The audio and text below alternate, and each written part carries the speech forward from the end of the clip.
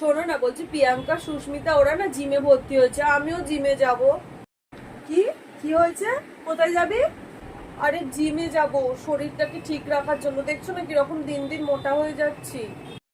সারাদিন যখন আমি কাজ করে করে মরে যাই, মুখে রক্ত উঠে যায়, ঘরে একটা কাজ করিস জানো? আর সারাদিন শুয়ে বসে ফোন দেখে বেড়াচ্ছিস। হ্যাঁ, ঘরে ঘরগুলো মুছিস, দোতল্লা একতল্লা গুলো রোজ মুছবি, দেখিনি দেখবি বডি এমনি ফিট হয়ে যাবে। তার জন্য ঘরের টাকা ধ্বংস করে বাইরে গিয়ে ফুটানি করার কোনো দরকার নেই। যে যাচ্ছে যাক, তাদের বাবারা ভালো ইনকাম করে, তোর বাবা ক পয়সা ইনকাম করে যে তুই বাইরে গিয়ে ঢেলে আসবি টাকাগুলো? ওইসব জিম টিম বাদ দে, ফুটানি করতে হবে না, ঘরের কাজগুলো কর, দেখ এমনি রোগা হয়ে যাবি। জানোয়ার কোথাকা, সারাদিন শুয়ে বসে গান্ডে পিন্ডে গিলছে।